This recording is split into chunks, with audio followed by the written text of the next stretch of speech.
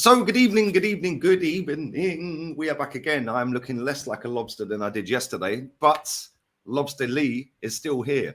Make sure you are smashing the like button, subscribe to the channel, sub to the second channel. Just dropped a video about Amir Khan's 2-year ban from global sports after a failed drugs test. So yeah, do go and check that video out. That's in the description, just underneath the title in the description. So make sure you go and check that out. I will also be back again with Terry at 3:30 this afternoon on the football terrace. And then I'm back on here at 5 with rants. That show is always jokes, so make sure you come and check that out. And then later on tonight, about 10, 11 o'clock tonight, I will have a video transfer updates. We are linked to a couple of players. Shock, horror. So make sure you come and check that out as well. But let's talk about William Saliba. And William Saliba obviously went off the pitch against Sporting Lisbon. What was that, 3 weeks ago now? Just randomly went off the pitch. Apologies if you can hear my fan, by the way, but it is roasting hot here today. And my Mac is going nuts. But he walked off the pitch about 3 weeks ago. Felt a little something in his back. Now, since then, we have literally had minimal updates, which tells me it's kind of serious. And they don't want everyone to get worried and all of the fans to have a meltdown and, oh my God, we got Rob Holding at centre-back. We're not going to win the league. Oh, it's all gone wrong. That's my opinion. I think that's why we're getting next to no information about this. Obviously, if you go back to last week, he was reported to be needing surgery. That was then countered with, he doesn't need surgery. So it's kind of here or there at the minute. We don't really know what is wrong with William Saliba. What we do know is he was at the game at the weekend when we beat Leeds. He was in the seats behind the manager, in the stands, and he's obviously clearly walking fine. He's not in a wheelchair. He's not on the crutches or anything like that. So listen, back injuries are always a bit iffy. 1 minute it could be fine, the next minute you need surgery. So listen, if you need surgery, then that would be a serious, serious problem for us, because surgery on a back, doesn't matter where it is on your back. Number one, it's very dangerous depending on where it is on the back. If it's close to the spine, could end up paralyzing you if it all goes wrong or it doesn't go to plan. But number two, it will keep that player out for months and months. And I'm pretty sure Arteta, like he said in his press conference for the Leeds United game the other day, said, look, he's not back in training yet, but we're just trying to see how we can get him. Can he do a little bit more every day? Can he put a bit more weight or stress on his back? And listen, the back's the biggest part of your body. Like, you need your back. You have to, for balance. Right? And not only that, listen, I've got a dodgy back, so I know what it's like. You know, like I've said before, I've got a double curve in my spine, which leads to sciatica. It's not nice. It's horrible. Every day, the bottom right of my back, lower back, is in pain. But that then determines how I put the weight on what foot and where it is, and can I bend over to tie my shoes up, or can I? Very, very, very serious situations when you're talking with backs, and they can't be rushed. And it does look, as it stands right now, all the reports out there within the last hour or so as I'm recording this, all of the reports are leading to the fact that he is not going to make it for the game against Liverpool. Now, if he ain't 100%, right decision. And yes, Rob Holding will be back in there again. But having said that, Rob Holding has played all right in the 2 games that he's played. He's not looked a calamity. He's not hit the bozo gene yet. Obviously, we know he has that in him. He did that at Tottenham when he got sent off last season. He's done it many, many times before.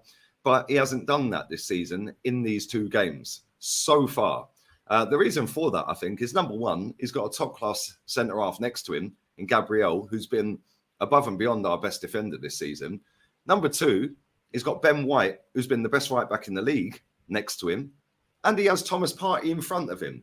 So it's not like we've got a Rob Holding with Hector Bellerin at the right, I don't know, and a David Luiz to the left, and a Granit Xhaka playing the party role in front of him and all over the place. We've now got an actual solid core kind of protecting him, putting him in a bubble, which makes me a little bit more confident than I would be if it was a Bellerin and a Xhaka. And listen, Xhaka's been brilliant this season, but in that instance, in them roles where you're facing your own goal, picking up the ball 20 yards out, not for me. And that then puts extra stress on the defence, and everyone's all out of position, everyone's all over the place. So I do think the fact that we have Gabriel, we have Zinchenko and Thomas Partey all kind of protecting him, I think that's why he's played pretty well.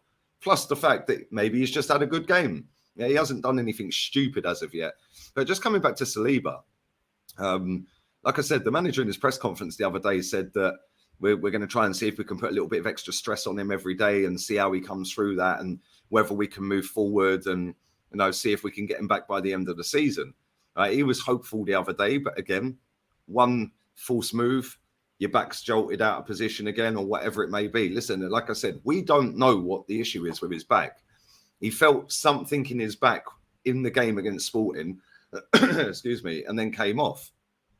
Since then, like I said, we don't know what the injury is with the back or what the problem is with the back. But it's obviously serious to keep him out of 2 football matches in a row.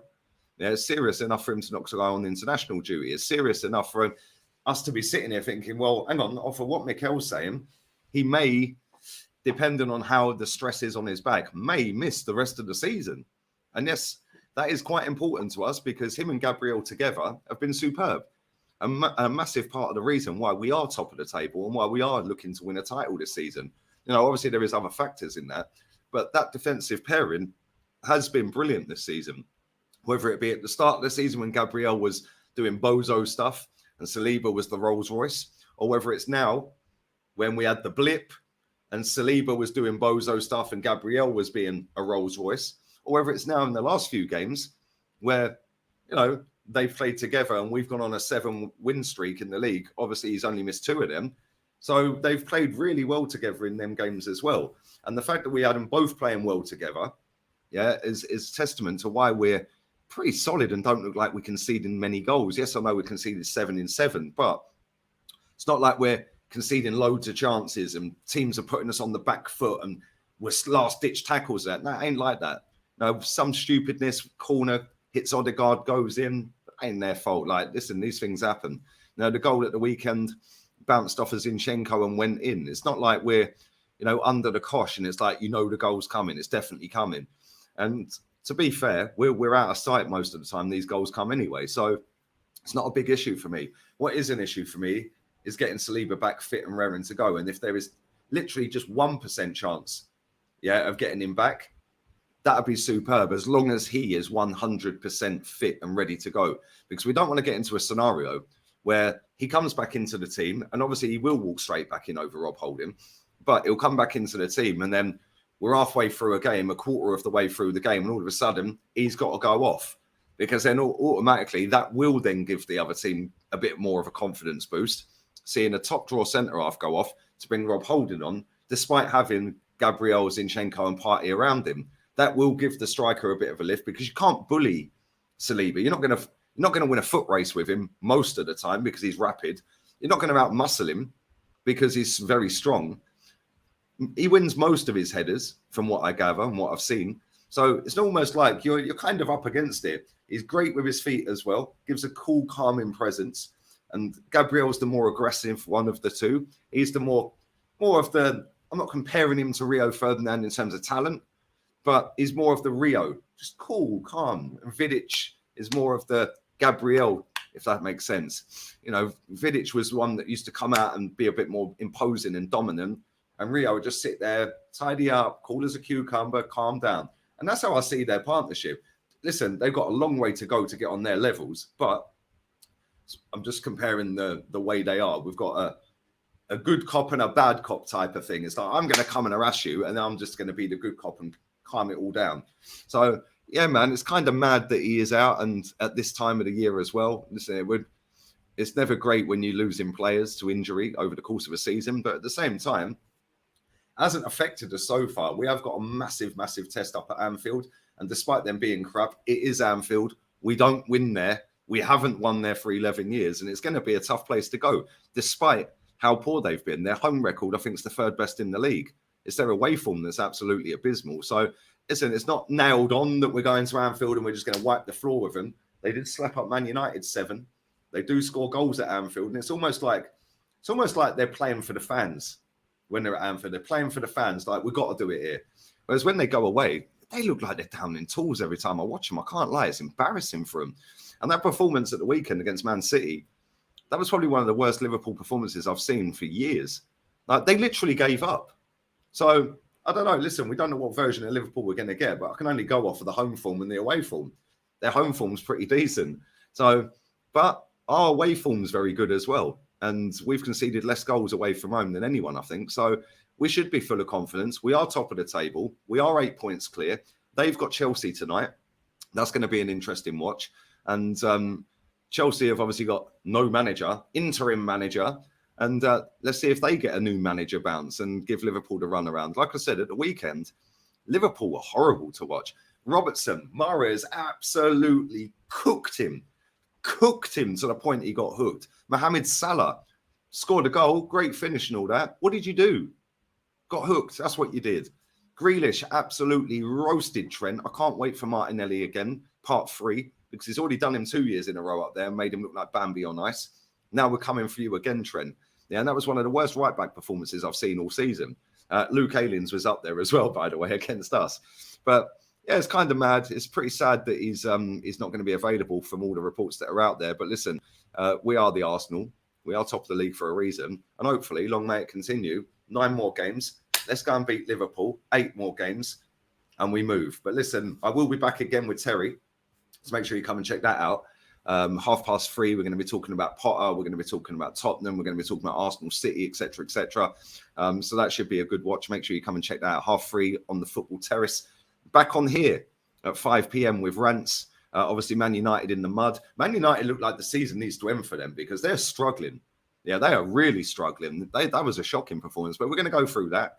And then I'll be back again after the games tonight with another upload. We're going to talk about Theo Hernandez, Declan Rice and others. So make sure you come and check that out as well. Notifications are not coming out for everyone. So make sure you are checking the channel. Like I said, 5 p.m. UK time, back on here with rants. And then I'll put that video out for 10 o'clock UK time. So make sure you come and check that out as well. So after all the games are done, that video will be uploaded about Theo Hernandez as well. But for now, smash the thumbs up, subscribe, check out the second channel. Adios, amigos. Enjoy your day, people. Bless. Laters.